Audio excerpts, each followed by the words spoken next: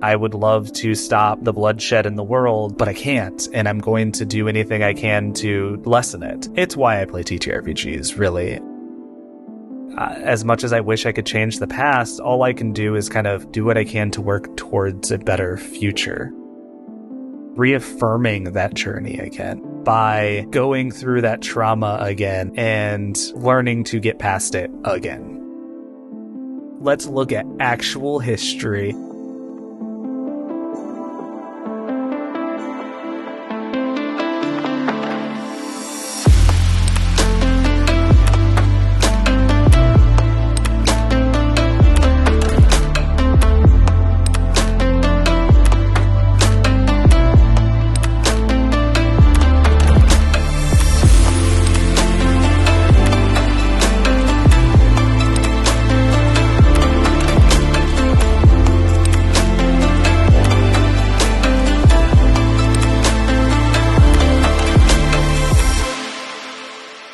I'd like to give a content warning this episode for brief mentions of forced sterilization and the death of a child. If you'd like to avoid these topics, look at the timestamps in the show notes. Hello, friends. Welcome to Characters Without Stories, a TTRPG podcast about the roads not yet traveled. I'm Star. This episode, I'm joined by DJ BeeZee. DJ is co-host of One Shot's Tavern, a TTRPG podcast exploring different tools and systems, as well as a game master for hire. DJ, thank you so much for coming on the show. I'm super glad to be here. DJ, how did you get into TTRPGs? My co-host and he got me into it around 2009, 2010 when we met. We just kind of were playing ever since. So we started with Dungeons & Dragons 3.5. From there, we ended up transitioning over into Pathfinder, which a lot of people did at that time. Basically, it was just a lot of Dungeons & Dragons for a really long time for us. He went away for a while, which meant that I had to learn how to Game Master. So he went off to Colorado, left the friend group, behind here in Michigan. And so in order to keep playing, I had to dive deeper in. Back then, it was hard. It really was. There wasn't a whole lot of tools to use and learn. So I have ADHD and autism. So for me, it's I was taking oh crap, I don't know how to interpret these rules. I need to learn how to do this, and trying to get games going and keep games going without any digital tools, which is what I wanted. Because back then, the iPhone came out.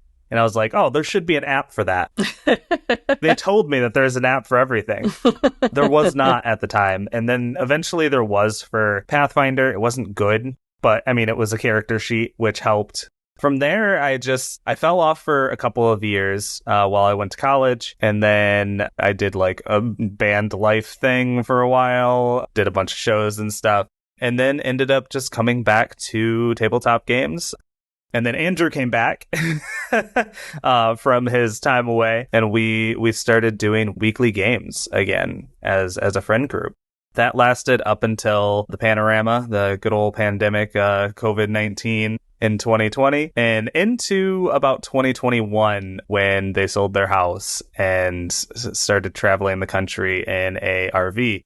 But it was kind of perfect because around that time was that transition to everybody playing online, which was, for me, it worked a lot better because I didn't have to travel, and it meant that I was going to be there always without having to, have the anxiety of going up and meeting in person. As much as I love meeting up in person, I do find that I am far more free when it comes to being online and in front of a camera.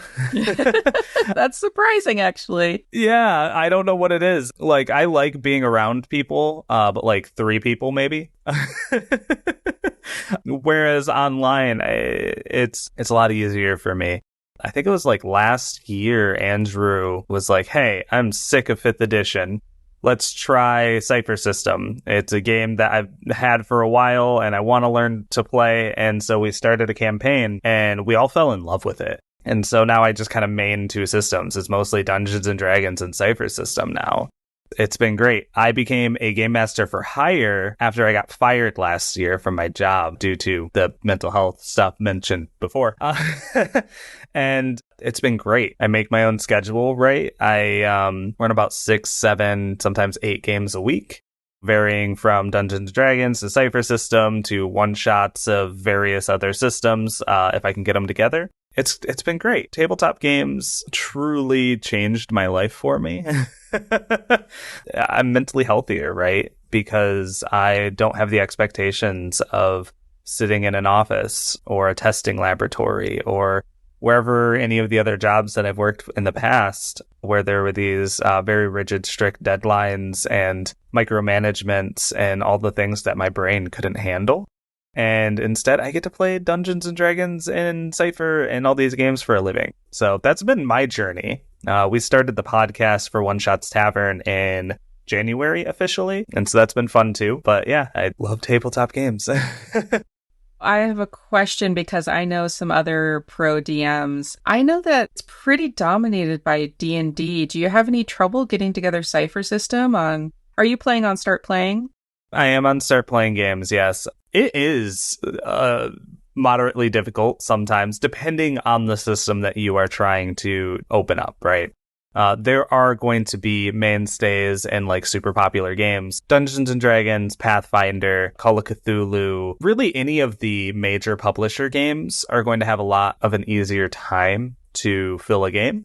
I definitely struggled filling Cypher because most of the time when I am running a Cypher game, I'm teaching the players how to play Cypher. And because I'm teaching them how to play Cypher, people are a little hesitant to spend money, right? Especially $25 a session on a game they don't know how to play yet. And I do my best to try and reassure people like, hey, I am going to walk you through this step by step. We're going to get you to where you are going to be, really good at this, but it's a process. And so one of the things that I do is tell people, hey, this is going to be a shorter campaign. It's going to be kind of more of an introductory to the system. We're going to get you as proficient as I can get you. And that way, if you want to keep playing in a campaign with me, or if we want to continue this campaign as a group, we can. For the easy money, I post Dungeons & Dragons games. Those are the ones that fill up within a couple weeks of posting it. You're good to go, ready to run. I haven't tried like Call of Cthulhu or anything like that, but I have heard that those games do well. But the other thing is building up a reputation first. And that's kind of one of the things that a lot of the other game masters for hire suggest is you want to build a rapport with your players in order to get them comfortable in going, I will follow this game master into any system they want to run. And it's been nice because lately I've been having that a lot of players basically I'll be like, hey, what do you guys want to play next? We're halfway through this campaign. What is it that you want to play? Do you want to run another, Dungeons & Dragons module? Do you want to try another game? And a few of them were like, hey, whatever it is, as long as you're running it, I'll be there. And I was like, that's going to make me cry. That is the most flattering thing you could tell a game master, especially one that you're paying to run these games for you. But it's hard at first. I was definitely really nervous. My unemployment had ended. And so what I had done was while I was on unemployment and I was doing my job searches, I basically just kind of built up everything I could first, all of my campaigns, all of my assets, anything I could in order to hit the ground running because I had a advantage that other Game Master for Hires don't have. And that was I had no job. Yeah. And so it was all or nothing for me. What made you decide to make the leap into podcasting? You talk about hitting the ground running, and to me, seeing your podcast start up, like right from the beginning, I was like, oh my God, they were so much better prepared than I was when I started my podcast. Yeah. There's just the amount of stuff that I've had to change since I've started, and you came in with your branding, you had multiple episodes ready to go. Andrew is the star on that because Andrew is a stay-at-home dad. He takes on contract work as a marketing professional. So he's a graphic designer. Him and his wife both do marketing campaigns. She's, does like the full-time marketing position, whereas he picks up the contract work. So having him involved and basically having everything ready to go was a godsend, right? Originally, One Shots Tavern just started off as the branding for my Game Master for Hire. It was going to be the name of my Discord. It was going to be essentially just me doing my thing. Andrew started talking about it and he's like, hey, You and I, out of all of our friends, have the most free time. And by most free time, I mean, we had, maybe like 10 hours a week where we could, sit down and do stuff because he's taking care of the kids full time. I'm running games, 4 days a week, 5 days a week, and I still have to hang out with my wife. That's very important to me. And he was like, what if, we started this journey last year where we tried out Cypher System. What if we continue that journey and we dive in to trying other systems? What if there's so many out there? And, I was doing the TikTok thing and like I had already started meeting amazing people like you and Penny and Adam and just all of these amazing voices in the TTRPG space that we just really started to get super interested in, well, we could just try as many games as possible. And, because of TikTok, we have as many people as we need to, ask and say, hey, does anybody know how to run X system? And I was like, yeah, sure. I've got the time. His brain and my brain work completely different. My brain is a junk drawer and his is a filing system. So we definitely run things different when we're doing interviews. He's more prepared with, questions. I'm more like, what's your favorite color? Like, what's your favorite mechanic? Ooh, I really like that too. I'm the guy who just kind of like falls in line and is just like, oh, I want to relate and I want to get to know you and I want to be friends. He also is that way, but for him, it is very much like he's very informational. For example, he tried to get me to use Trello, which for those of you who don't know, Trello is like needs to be done. This is what's in process. This is almost done. And this is the deadline. And I'm just like, buddy, I'm going to tell you this right now. I'm not going to use this. So you're not using the Gantt chart that he made for your podcast? No, I found it better that I can throw things that I need done up there. But personally, I'm a very off the cuff person. Even my campaigns, for the most part, I run along modules, but most of the time it's bullet points, and it's very free flowing improv. Anything can happen depending on where my brain is at in that moment. And so it's just funny because like we complement each other very well in that way. We butt heads very well in that way because it's just two completely different ways of thinking, and that's okay. Really, what you saw as us jumping in prepared was us being like, oh no, we set a deadline for ourselves and we need to hop on this right now. Luckily, we found like Squadcast and Descript really early, so that kind of like cut down on the amount of work that it was going to take for us. We did make the dumb decision to jump out the gate with podcast video, which slows things down a lot. Yeah. I still like video. It's funny because in the beginning I was like, let's just do audio. Now Andrew and I have switched positions on that. He's like, I think 90% of the stuff we do is not going to have video, and we're going to switch over to that format. I'm like, all right, fine. Makes clips easier. I can just put a logo up. Haven't done it yet, but I could. Yeah, I started like completely audio, and then lately I've been, I watch podcasts on YouTube, and I'm like, maybe people want that experience, but then I just have a backlog of video. At some point, maybe I'll get to editing this because it takes so much longer. Yeah, especially with the new RSS feed on YouTube. So you throw your RSS feed up there, and it's like, cool, here's all of my podcast episodes. And it's like you throw your YouTube edited versions up there, and it's like, oh man, this is just clutter. Yeah. There's so much stuff going on. Do I really need this? Yeah, definitely. But people like it. And so it's yeah. Let's get to your character. You talked a lot about switching to Cypher System and how much you love Cypher System. What is it that you love about the system?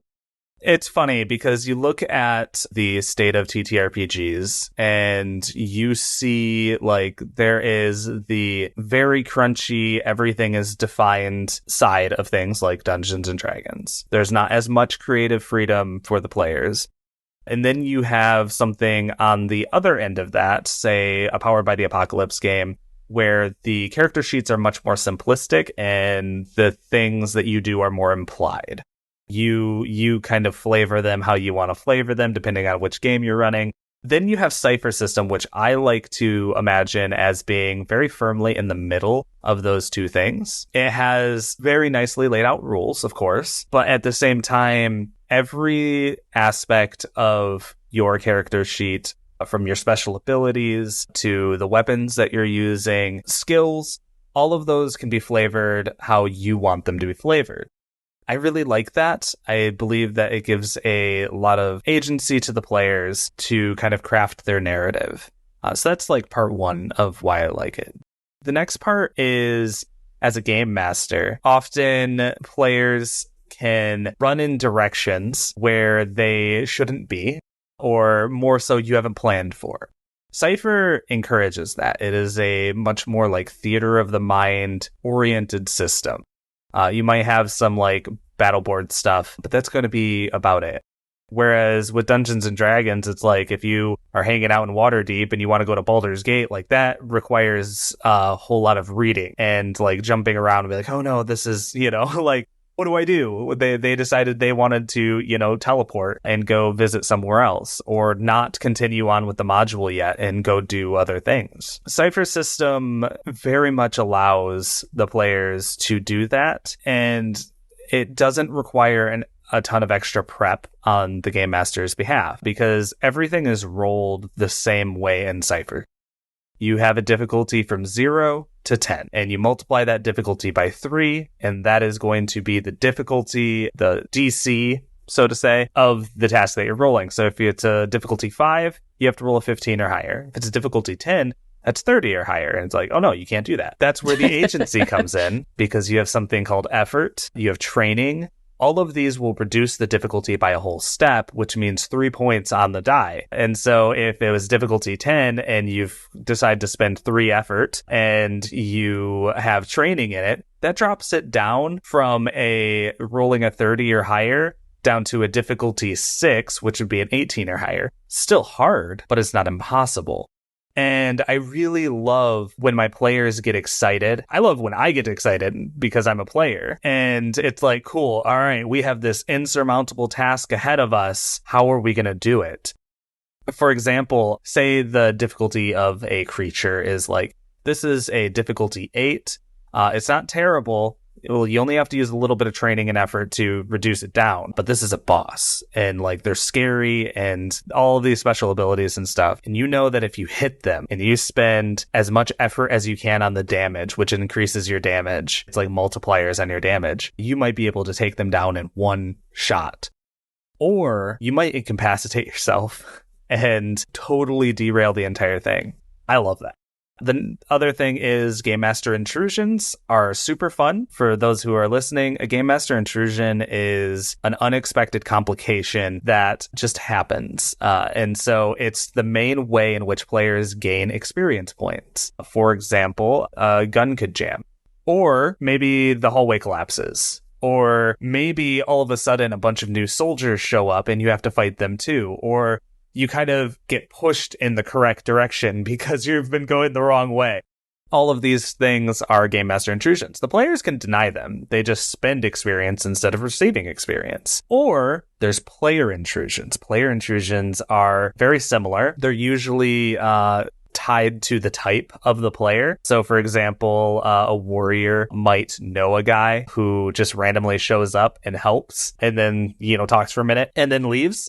We used that in a campaign that we were in because we were getting annoyed by the ship combat, and we happened to be on the home planet of one of the player characters, and we're like, he's like, I know a guy, and that guy showed up, and all of a sudden it was a 2-on-1 battle. We finished the battle, had that chat, and then we continued on. Cipher gives you all of these tools and all of these ways of genuinely impacting the story. And that is my absolute favorite thing, while also giving me rails and rules to adhere to. I don't have to be overly imaginative, but I can be imaginative in the game. And so it feels like there are rules and laws of physics on the world while allowing me, agency.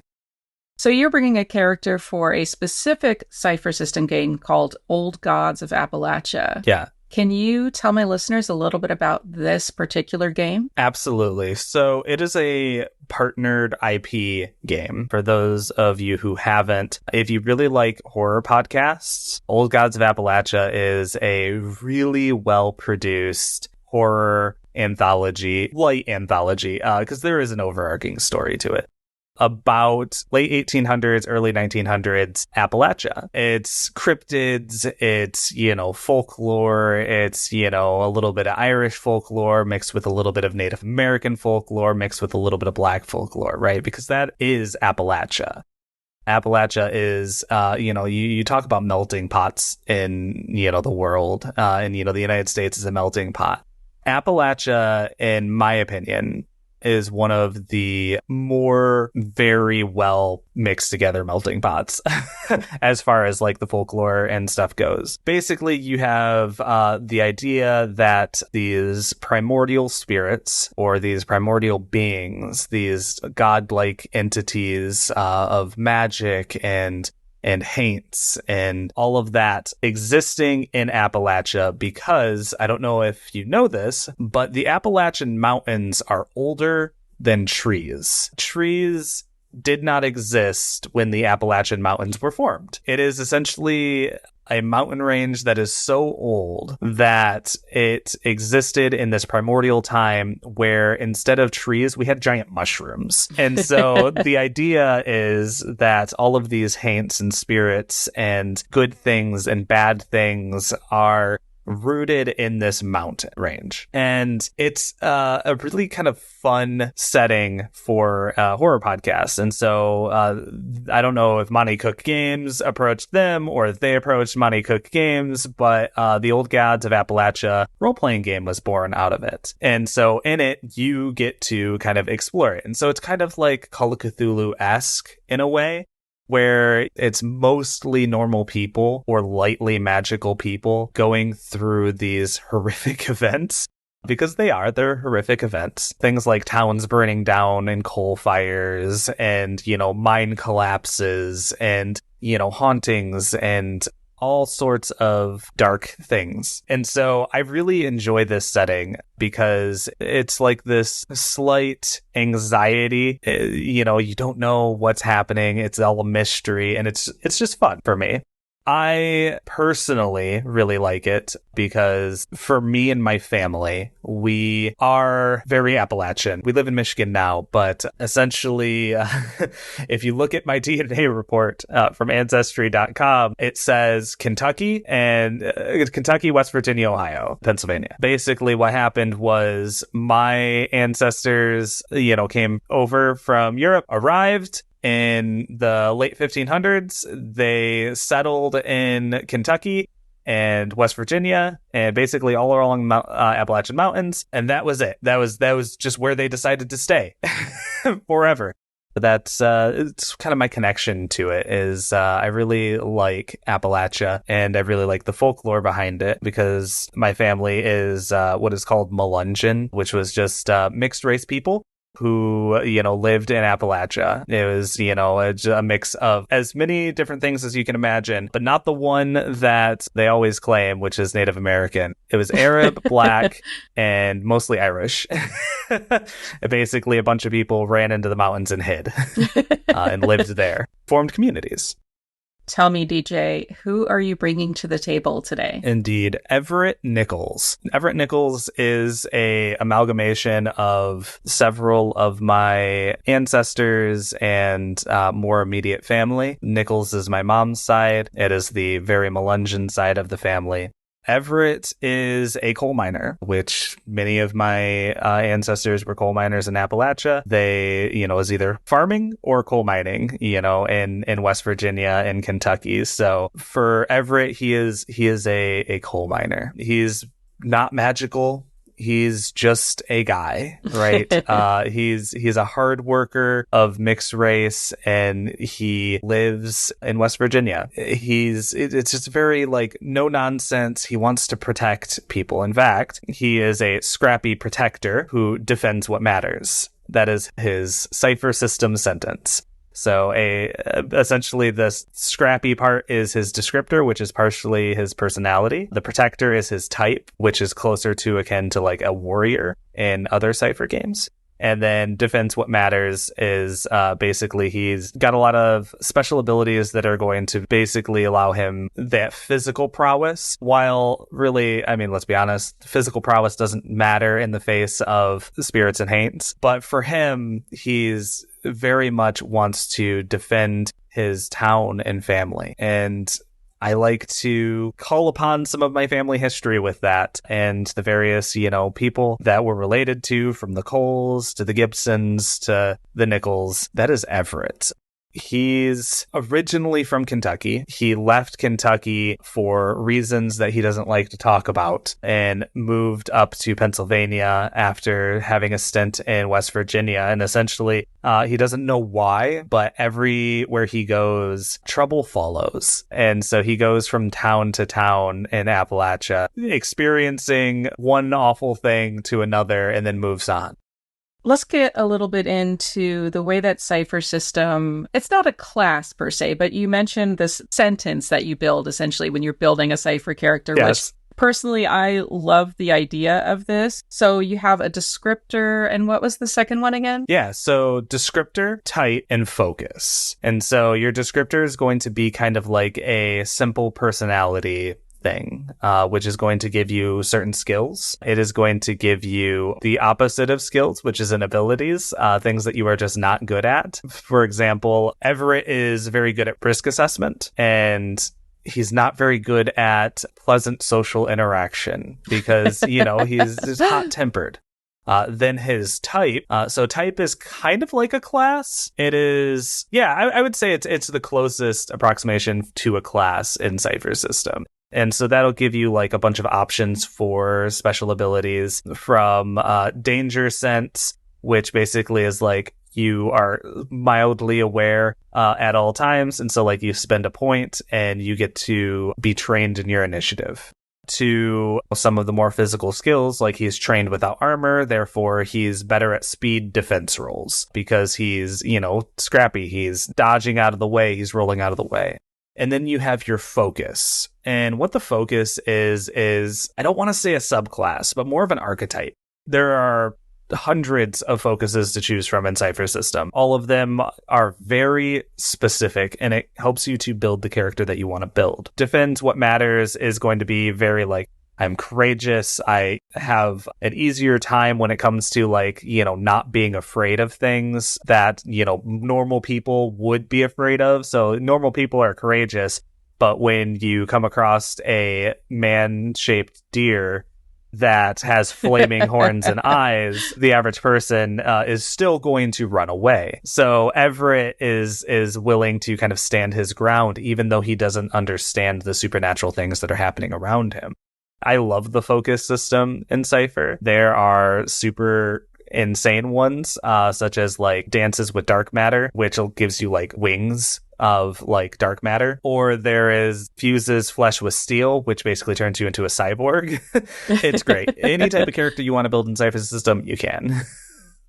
You mentioned speed rolls, and I don't remember from when I played, but you have 3 different areas, correct? There is an optional 4th and an optional rules, which is kind of like your sanity. Most people don't end up playing with it, but you have your might, which is going to be all physical brawn related tasks, or constitution. Basically, they take the traditional stats that you would see in a TTRPG, and they condense them down to these 3 stats: might, speed, and intellect. Like I said, your might is going to be anything that's brawn related or constitution related, so resisting a poison. Speed is going to be, dodging out of the way or running fast. And then your intellect is going to be thinking your way out of things or defending against some kind of like mental attack, such as being afraid. The different pools for might, speed, and intellect are also your HP. And while they're also your HP, they are your resource to spend. I've heard a lot of people in the past say something along the lines of, man, what if we had a homebrew rule in Dungeons and Dragons where I ran out of spell slots and I can instead spend some of my HP to have a spell slot? and it's just built into Cypher. Yeah. Your pools are your HP, but they are also your resource to spend. And so most of your special abilities are going to have a cost of between 1 and 9 points of your pool, depending on what tier you are. And so you spend those out of your intellect and speed and might. And to make tasks easier, effort costs 3 points for the first one, 2 points for every one after. And then you have ways to reduce those as well. I won't get too much into them, but they're called edge. And basically edge and effort, each point of them can be used once per turn. So it's not that your effort or edge goes away, it's just that you can only use it once per action. You can be cautious and not spend everything all at once.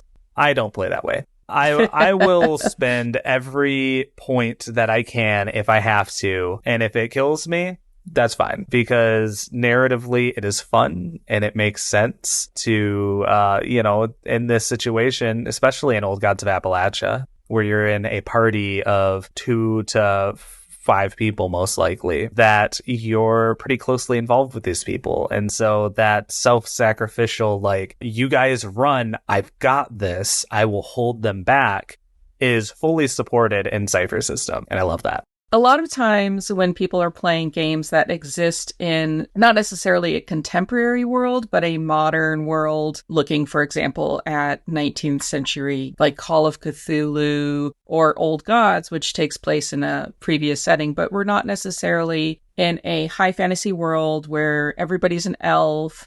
And I think a lot of times those systems will have kind of a normal guy option. They're just some guy, which Personally, I'm a huge fan of the normal guy trope, surrounded by weird magics and everything like that. You've made that choice here to play that archetype. Is that something that you often do?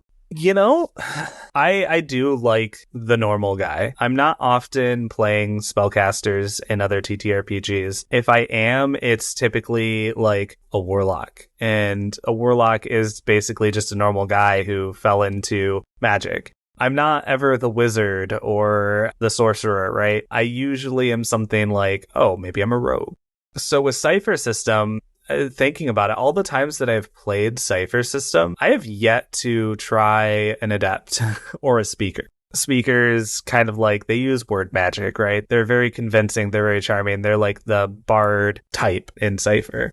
I either have played a warrior or I have played an explorer. And I actually got it wrong. Protector is closer to the explorer to Cypher system. And I would say that the explorer is the ultimate normal guy because they're not particularly good at anything, but they're very well rounded. And so that kind of gives them like the ability to kind of like pick up this type of skill and this type of skill. I love the normal guy trope. I'm just a guy who got in over my head and I want to do the best that I can and protect the people around me. And so even though somebody might be casting spells next to me and, dealing 100 points of melee damage in a rage to my other side, I'm just there to use the skills that I have and, the character and courage that I have against all odds, because I don't have the power fantasy that some players have. There's nothing wrong with having a power fantasy in a TTRPG. I want to make that perfectly clear. I don't pick on players who want to overly be broken using the rules. I understand. That is a way that you want to play, and that is a valid way to play the game. If it wasn't, they wouldn't allow it in the game.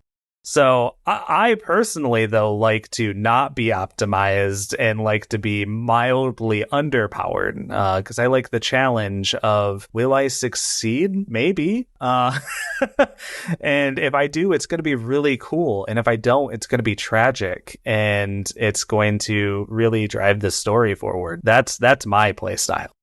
I've been talking a lot with people about the idea of failure and embracing failure.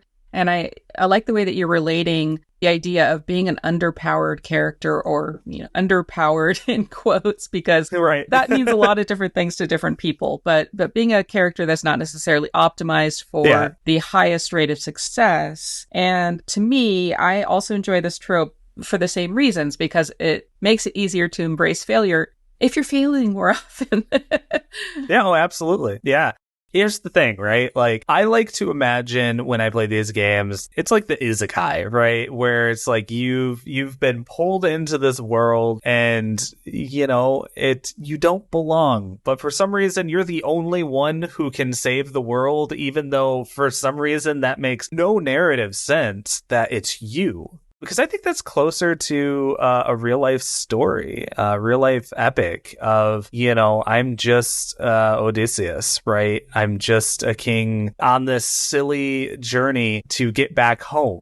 That is wonderful. You know, it's the Yasuke, right? It's the Black Samurai, where, you know, this poor man was sold into slavery in Japan and ended up becoming a cultural icon to the point where they're putting him in an Assassin's Creed game and is one of the most famous samurais from history. It's funny because it's just like, oh, I'm just me, and here I am doing something amazing, because I think we all genuinely want to do something amazing in the world. We live in a world that is, well, hard to live in.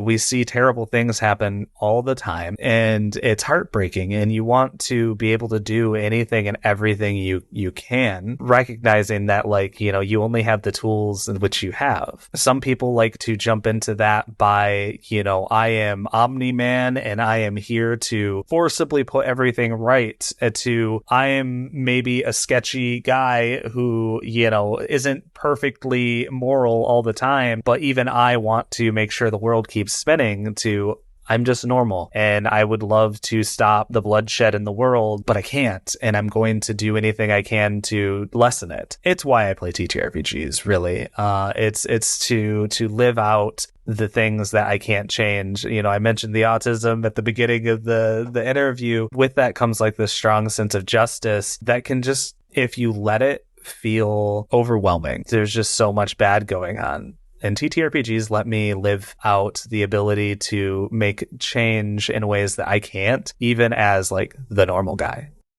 Would you say it's easier for you to relate to characters who don't have superpowers in stories that aren't high fantasy? Is it easier for you to get into character or to build a character in those settings? Typically, yeah. Because, I don't know, for some reason there's not a lot of draw to be insanely overpowered. And every time I've played a character that is overpowered in some way, I don't quite get into them the way that I would like to. For example, I played a paladin orc named Avery in a Descent into Avernus game, and you know, being a paladin in Avernus kind of feels like a cheat code where, you know, radiant damage, I get this extra all the time. And I loved that game. I didn't love my character. In fact, I tried to kill my character several times. And to go back to it was funny, my game master, which was Andrew, was just like, we're so close to the end. You don't need to switch out your character. I'm like, oh, but I want to. I find an easier time getting connection when I know that one wrong session, I could lose that character. It really kind of like draws me to it. I won't get too much into it, but like from an early age, death has been a very prominent thing around me. And I don't know, I just have like a more comfortableness around the idea of my mortality than most people. And therefore, like, I accept if my player is not going to make it, because I see that as like, hey, this is life, and life is the truest story that you can tell.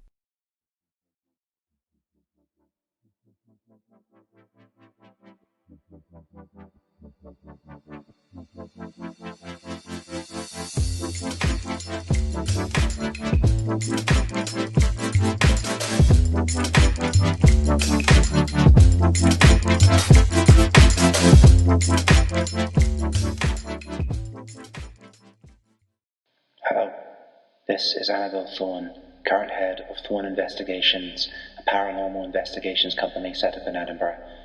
I'm here to tell you today that monsters are real, and have been real for centuries, only they've been hiding. We don't understand why they're coming into the light now, but if you see anything, if you hear anything that makes you think you're in contact with one, tell us. We can help. I have a few agents in the field just now, Evangeline Lane Fox, Peter Anderson, Vera Bright, and, for better or worse, my niece, Tabitha. Don't hesitate to tell us. If you do, you might not get another chance. The Thorne Files podcast is a Monster of the Week actual play podcast with new episodes coming out every other Friday. If you're a fan of horror, mysteries, and shenanigans, why don't you come and give us a listen at Apple Podcasts, Spotify, Google Podcasts, and pretty much everywhere else you can get podcasts. Be ready to be scared.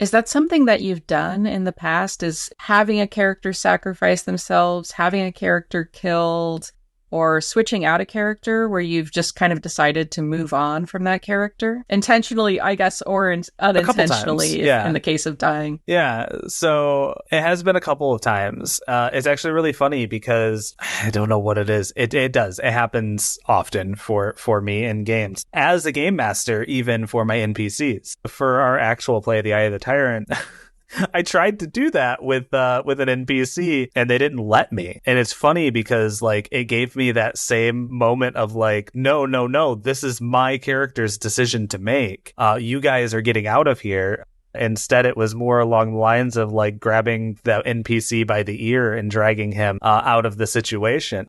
I've only successfully been able to do it maybe once or twice in my entire TTRPG career because it very much relies on your compatriots, your party members. Avery basically ran into a magic circled ancient dragon. So the ancient dragon was not able to move from this very small spot and unloaded with highest levels of smites that I could. Just, all of the extra attacks I could get in, got the ancient dragon down to like almost nothing, and then he gets wrecked. Finally, doesn't use any of his healing. Like it was very much like, this is it. This is going to happen. But sure enough, Andrew's wife Emily came in playing Squatch and was just like, nope.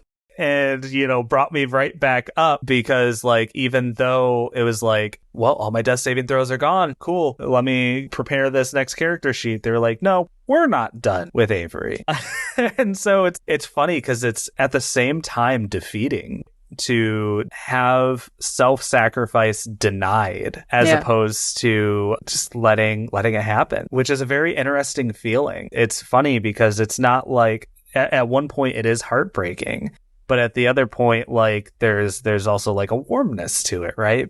No, we care about your character. We like the character. We want that character to stick around. This character doesn't get to just self-sacrifice and save the party and disappear. So it's a very interesting dichotomy. Yeah. I was in a campaign, a long-term campaign. It was right at the end, the final battle. And one of the other players decided to do that self-sacrifice to save the day. And it was actually a really beautiful moment. Like none of us, we could have probably brought him back, found a way.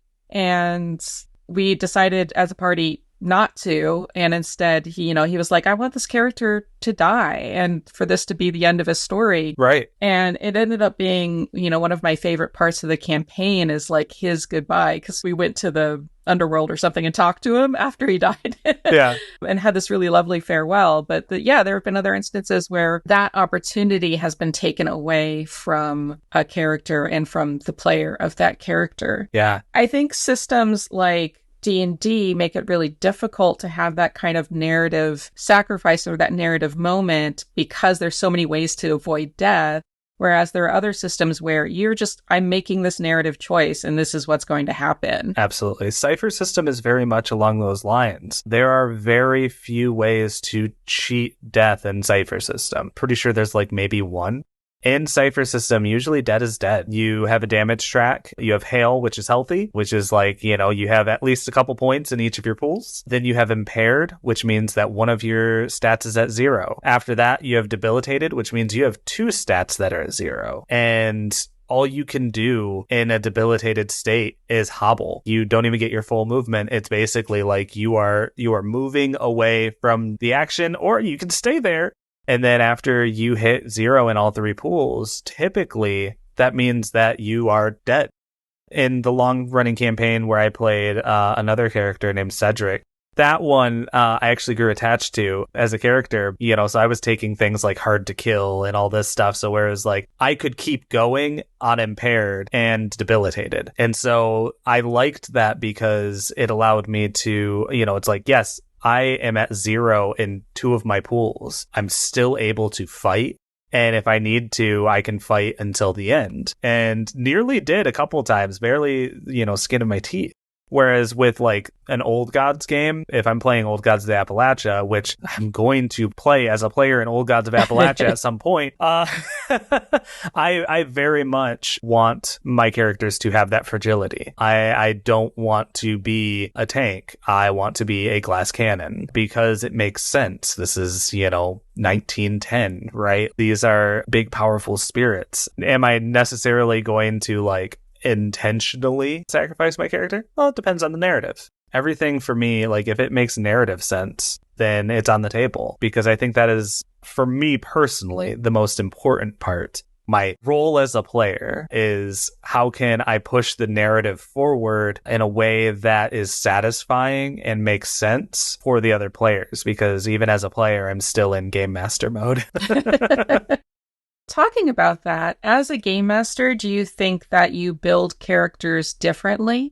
I definitely do. And I've actually noticed this a lot with my other players, because funnily enough, most of my players are longtime game masters. Some of them are professional game masters who just, want to play a game.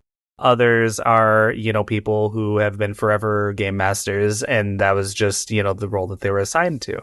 Particularly my Thursday night game. They are all game masters who are very close-knit now and supportive of each other. And I noticed I build my characters in a similar way to them, which is I want to fill gaps. I'm not looking to be the main character. I am looking to have a prominent role, but I don't want to be the guy. I'm not Tom Sawyer. I'm not other fictional character in a book, right? I'm just a guy on the team. And when I build my characters, I do so in a way that allows me to support the other player characters without taking away from the other player characters. So if there isn't a party healer, I'll probably be a cleric. I like clerics as far as like support classes go, not so much as in the tank side of it. So if I'm going to play a cleric, I'm going to play a very much like, I'm here to heal you, I'm here to keep you alive cleric. I like to look at the gaps in the party. And so usually I won't even make my character or start making my character until I have heard everybody else talk about their characters. And then from there, I'll write my backstory and like dive in and be like, okay, cool. How can I make this work for everyone else? So this situation is a little different for Everett because you built this character outside of a game. Why did you decide to take that approach rather than waiting for an Old Gods game to happen? It's funny because like if this was Dungeons and Dragons or any other game, I could probably just find one, right, and jump right in.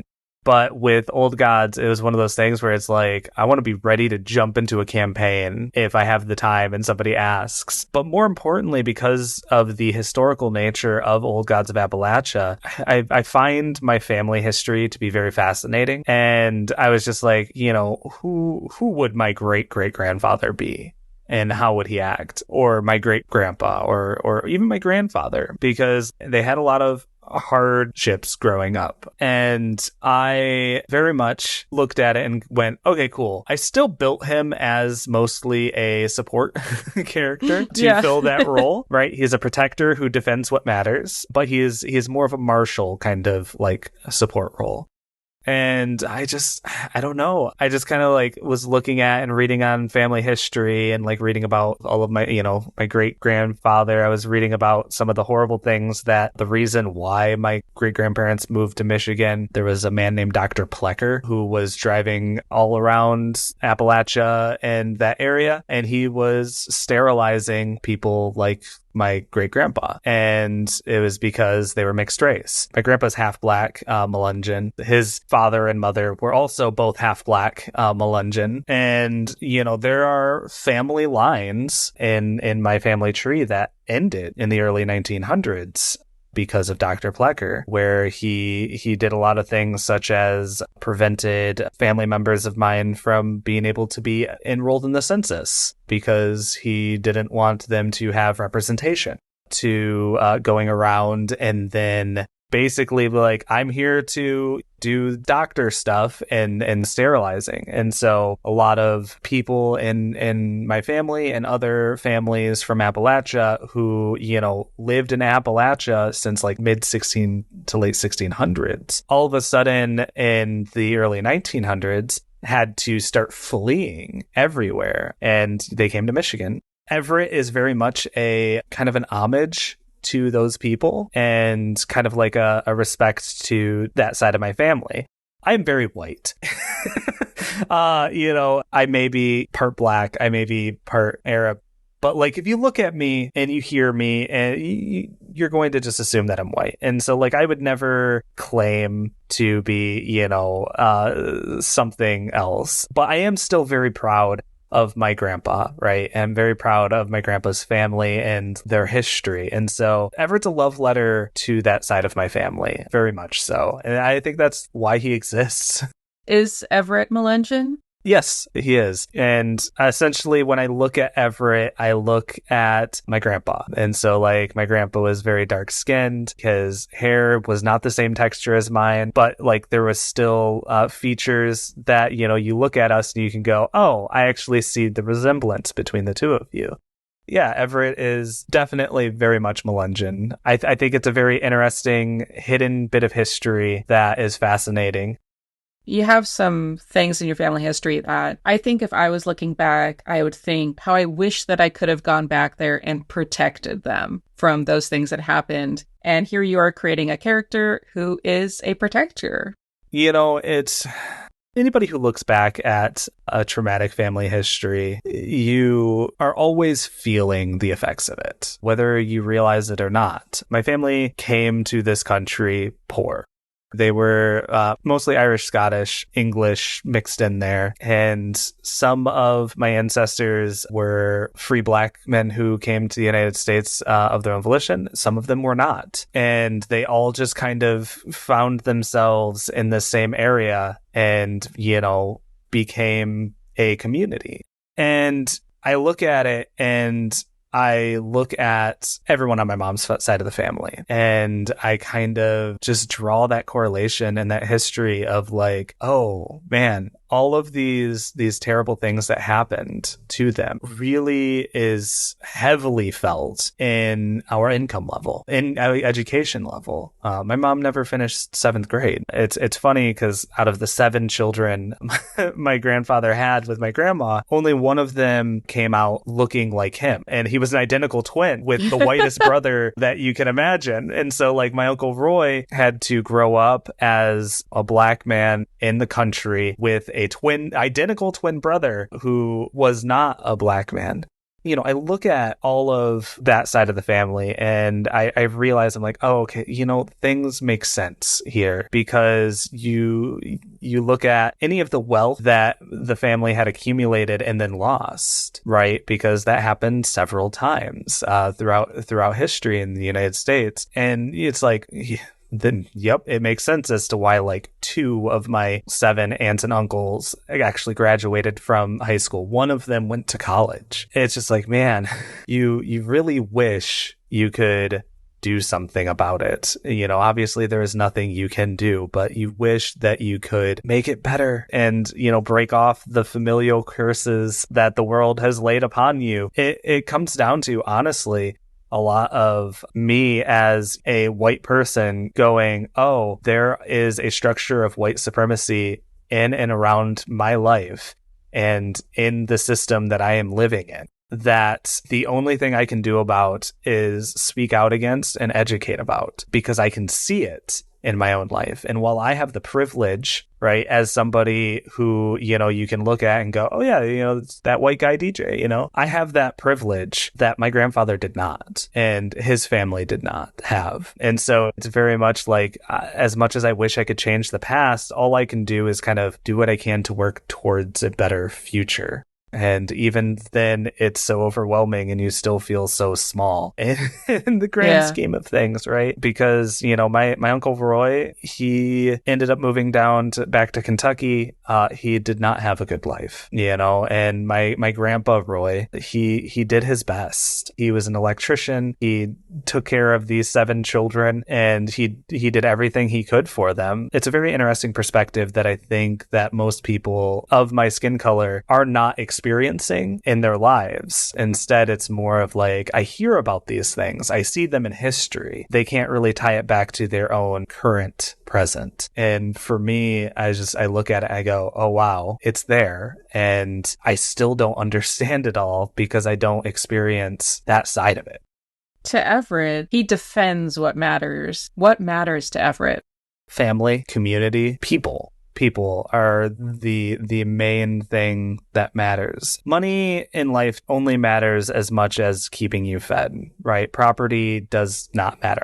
I am a socialist, very much so. And so for me, it's the real things that matter are going to be those people you love around you and the community around you that you love, because everything else is just so fleeting. You could be rich one day and poor the next, or poor one day and rich the next, depending on how the, wheels of fate land on you. But, your found family, your chosen family, sometimes your birth family, depending on your situation. Those are the things that I hold super deeply.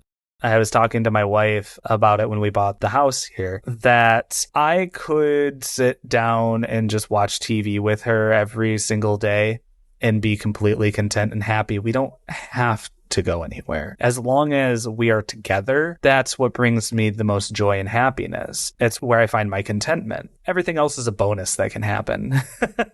And my friends, I feel the same way about them, where I could just spend every Sunday afternoon playing a game of Dungeons and Dragons or Cypher System with them. And it doesn't really matter what my financial situation is, as long as I'm eating and my bills are paid. That's what matters to Everett and to me, because, let's be honest, most of my characters are probably going to be an extension of my values and what I care about the most. You said earlier that Everett has moved around a lot, that he's been followed by trouble. And that kind of rootlessness seems to me opposed to the idea of having an established family that you want to be connected to. It definitely can be, right? With Everett, there's just a darkness in his life that seems to follow him from place to place. And I think it kind of is rooted in my fear of losing people. And before getting to the point of recognizing my autism and my ADHD, and becoming a healthy person, it was kind of a fear that I had, where I didn't quite know how to process the idea of loss. I lost my little sister at a very young age. I was 4 years old. She was 2. She was hit by a car in front of the entire family. And that obviously altered me. So I turned 5 a month later and started school 2.5 months later. And because of that, I went from a fairly normal child, apart from, the autism and ADHD, who was good at socializing, to being a child who didn't want to talk to anybody. I was afraid of people, right? Because I think it was a year later, my grandpa passed away in a car accident. And having a lot of death happen that early really affects the way that your relationships grow. And so for Everett, he's lost people. He's only 25 years old at this point. He's still a young man doing his best, but tragedy strikes at home and he has to start over. And so he goes out and he starts over. It may not be his blood family anymore, but he tries to form those connections and grow and rebuild that family and that community again. And then he loses it again. And so essentially what just keeps happening to Everett is every time he seems to have found himself in a good place where, his family and his community has begun to thrive, tragedy strikes and he doesn't know how to pick up the pieces from that. And so he moves on to the next place and starts over. I would say, yeah, that definitely is inspired by my own feelings of love and loss, where, I've lost a lot of people along the way, but I am in a spot now where, I have a family and community again. It's hard, right? It's hard to lose people. My little sister was my absolute best friend in the world. Even if you, uproot yourself and move on, those connections are still present.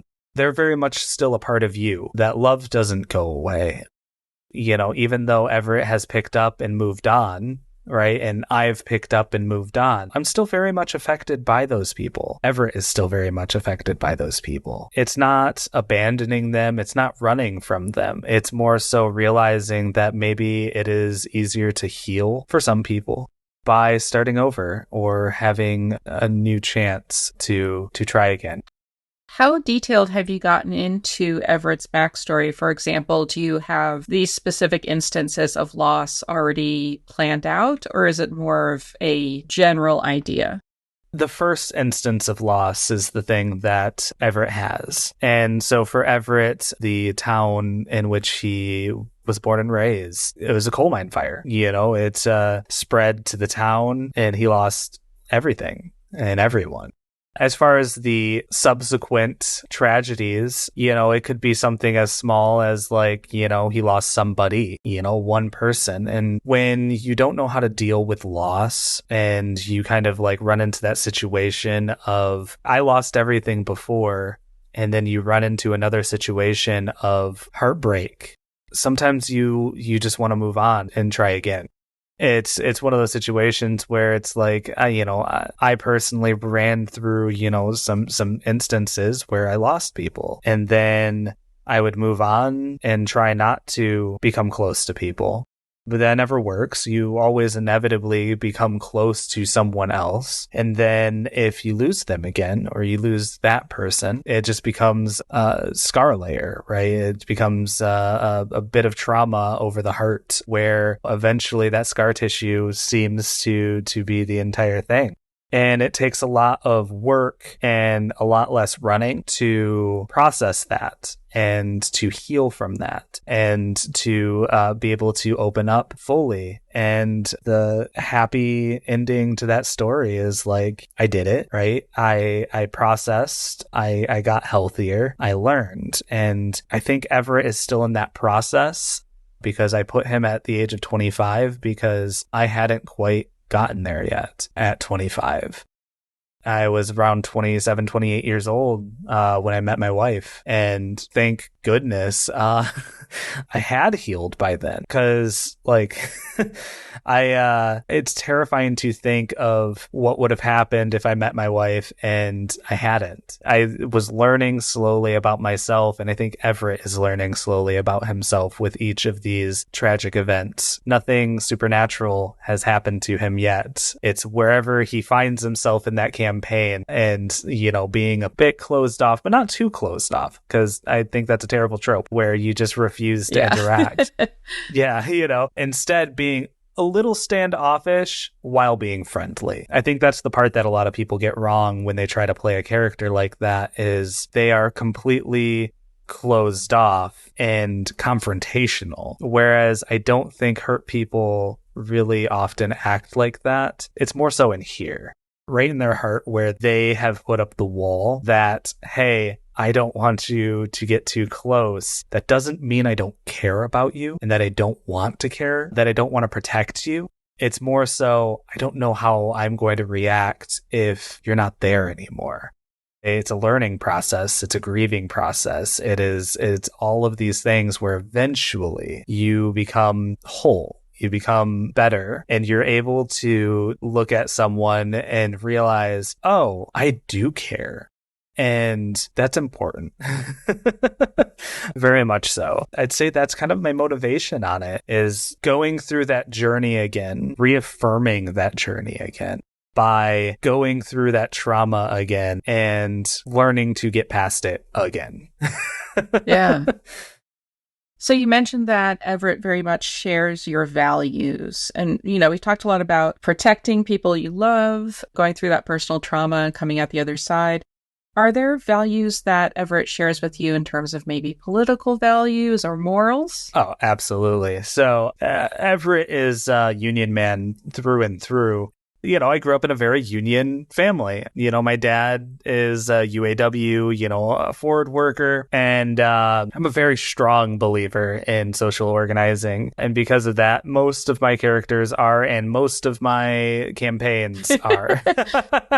It's one of those things where, when I first bought the Old Gods of Appalachia book, I was like, all right, so let's look at actual history. There's something very influential to me that I really enjoy in history. Not so much the awfulness of it, but it is the Battle of Blair Mountain. The Battle of Blair Mountain in West Virginia was one of the fundamental things to really kind of kick off labor rights in the United States. It was a bloodbath where coal miners decided to take up arms and actually just full on protest. And the companies basically used the police and all of that to massacre them. It's a horrible point in history, but it is one that has influenced, labor talks in the world that we live in today. So the Old Gods of Appalachia game that is on the shelf for when I decide to run it takes place in and around the area of Blair Mountain. So Everett, very union forward, very social forward, right? To be fair, back in 1910, nobody was really talking about socialism versus capitalism, right? We were just living our lives. Well, maybe not in the United States. Not in the United States. No, that's true. That's true. And the United States was moving towards that more social aspect in general. We came very close. We were doing great. And then World War II happened. And then, we didn't continue our alliance with the Soviet Union because we saw another empire. There's only one room for one empire. And basically, the Red Scare and all that started. But you got to think, in Appalachia, during these labor movements, the conversation of equal pay for work and having more equity in the company and abolishing company stores and company towns and seizing the means of production was a very real conversation that was happening. And it was really the center for labor right movements in the United States. So Everett's very much along those lines. And I have only played one character ever that was kind of more of the opposite of me. And it was the worst. It was a fun character, but at the same time, to be a character that's just money, money, money all the time did not sit right with me in any way. And so it's hard for me to not play a character who is labor conscious and socially conscious in that way. So I would say, yeah, absolutely. Everett 100% shares a lot of those more political values that I have.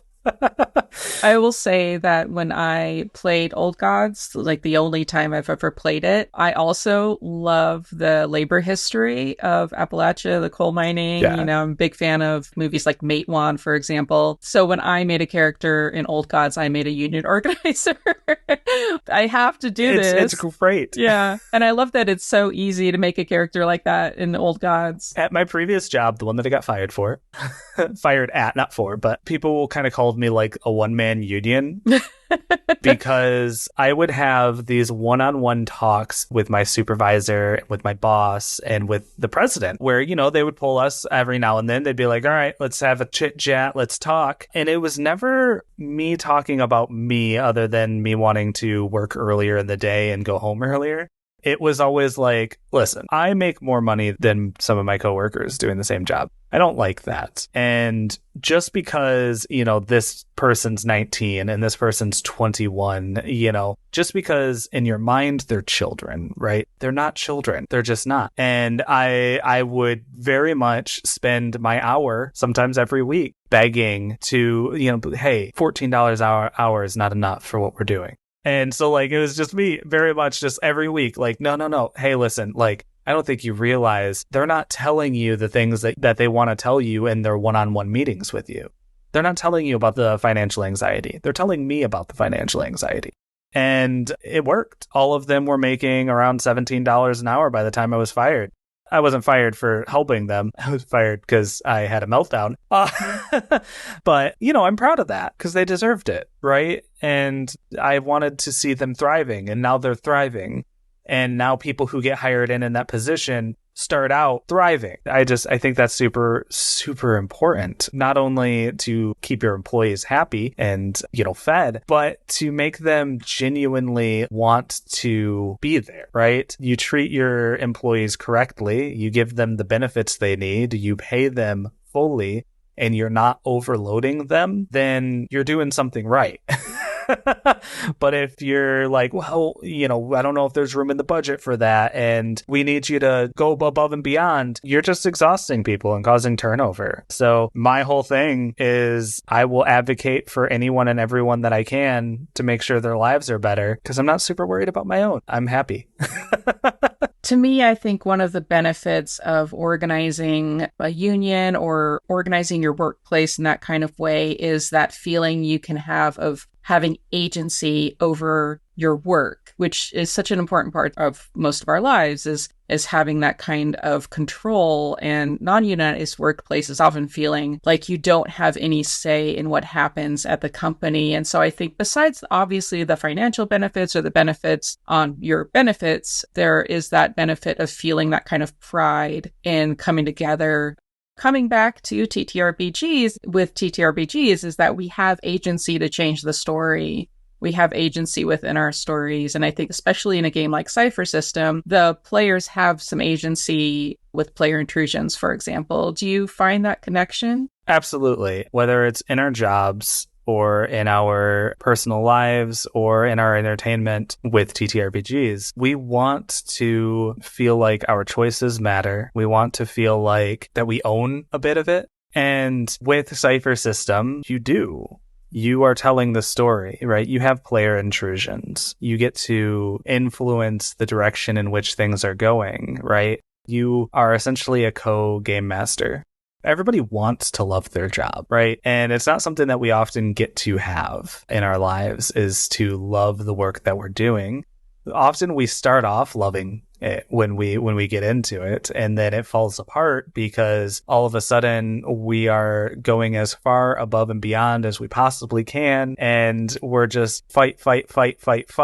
And this is probably an autism thing, but crash. Just an absolute crash, and you just don't care anymore because you didn't get that promotion. You didn't get that pay raise. Nothing has improved for you. You've just made things harder by working harder.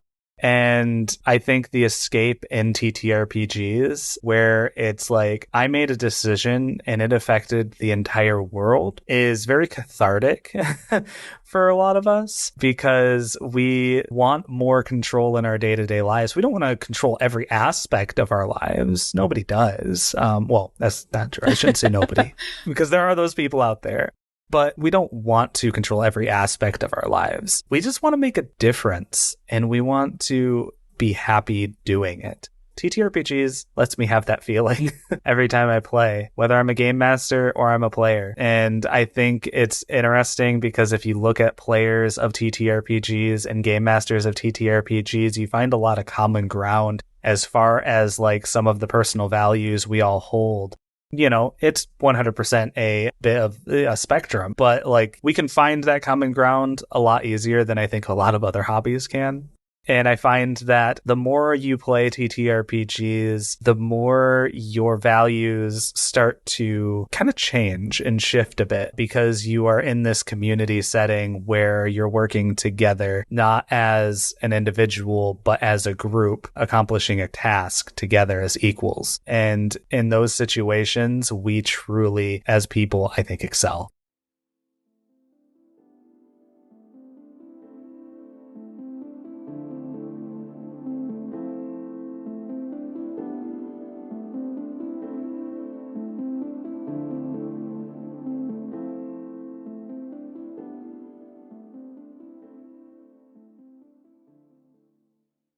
Everett, where did you grow up, and how did that affect who you became? I grew up in a town just east of Salyersville, Kentucky. My father was a farmhand and worked himself to the bone. Unfortunately, he grew ornery in his old age, wasn't able to, provide anymore. That's when I took on the responsibility as the man of the house to, start my life in the mines. Hard work affects you. You wake up early, work all day in the mines, you come home. You don't have a lot of personal time, but you cherish every bit of personal time that you have. And, hard work doesn't really do much good for anybody physically, but when you can stay fed, it's what matters. DJ, thank you so much for coming on the podcast and for sharing Everett with me and my listeners. Very happy to have finally done this. I know we've been putting it off for a little while. Life's just been hectic, but finally in a good spot to do things. So I'm glad to hear that. I had a blast. Sorry to talk your ear off. That's what you're here for, is to talk my ears off. I'm just here to listen. What would you like to share with my listeners? Yeah, check out One Shot's Tavern. We talk about different TTRPGs. We kind of just really talk about anything TTRPGs now. We just have fun with it, and it's great. We also have an actual play called The Eye of the Tyrant. That is going to be coming to kind of like a season finale with a soft reboot soon, probably by the time this episode has aired, most likely. We are going to be looking into doing more actual plays. I have Pink Security and More coming out, which is my TTRPG setting, kind of geared towards Cypher system, but really any system that handles modern play can handle it. It is a post-apocalyptic setting. I like to call it junk punk or hope punk, which basically just means that the world fell apart and people had to pick up the pieces, and that's what they're doing. You can find that on BackerKit. It's currently up for pre-order. If you're interested in joining an actual play, we are going to be doing auditions at some point for our next one. We aren't planning on doing that beginning, like filming and releasing until around the end of the year of 2023. 2024? Wait, no, what year is it? 2024? 2024? But yeah, if you're interested and you have some actual play experience and you want to record some short format TTRPG stories, I'd love to have you. OneShotsTavern.com, you can find out all that information. For my recommendation this episode, I'd like to introduce you to a podcast called Hammer of the Gods. Hammer of the Gods started out as a D&D actual play, but they've since played all kinds of games, from Werewolf to Masks to Eat the Reich. You may have heard of them when I promoted their charity stream for the Trans Empowerment Project. Give it a listen. One of the things that any creator wants to know is what people think of their work. For podcasters, it can be especially difficult to get feedback. Did you know that you can now leave comments on individual episodes on Spotify? If you're listening there, I encourage you to leave a comment and let me know what you think about an episode. You may have also noticed a link in my show notes that says, send us a text message. If you have a question you'd like me to answer on a future episode, or just want to leave a comment, send me a message. I started a newsletter. If you'd like to get a behind-the-scenes peek at the podcast, follow my other projects like my current all-woman actual play, and be notified when a new episode drops, you can find the sign-up form in the show notes or on my website. Please share the podcast with a friend. Word of mouth is the best way to find new listeners. Your recommendations help me immensely. Thank you to all my listeners spreading the word. I'm so grateful. You can find me on TikTok at StarMamaC or on Threads, Blue Sky, Instagram, and Facebook as Characters Without Stories. You can also listen on YouTube at Characters Without Stories or follow the link in the description. My submissions are currently full. I'll announce on the podcast when I'll be accepting more submissions, so keep your ears open. Thanks for listening, and may all your characters find their stories.